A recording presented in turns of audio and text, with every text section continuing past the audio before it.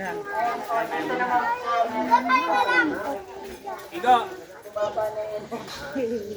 Ito na po. Ay, nako. Kayong payo. Hello? Ay! Ah! Ah!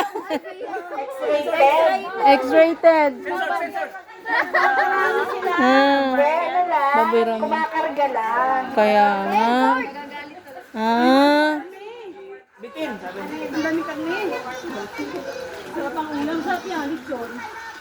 Excuse me, anak. Dito pa tayo papasok na.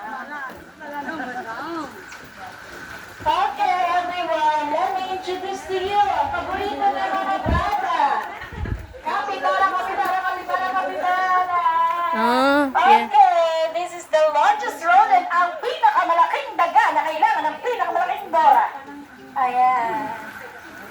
Ito po ay katabi po nila ang Egyptian ducks.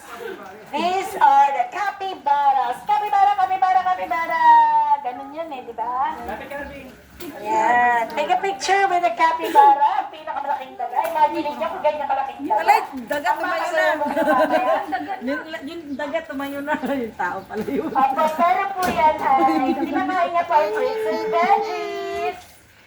Kasama niya po ang mga Egyptian ducks. Sa bahay, pinatay. Kaya po mahilig po siya mag-swimming. And enjoy the rain.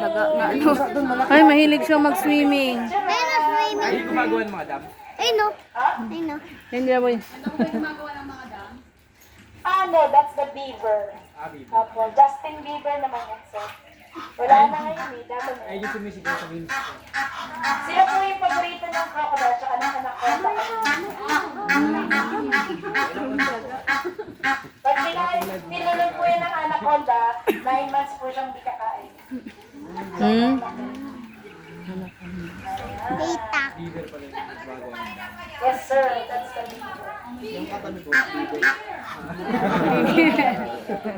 Meron din pa, baby. May malaking daga dito, may malaking pusa doon. Let's go. Abang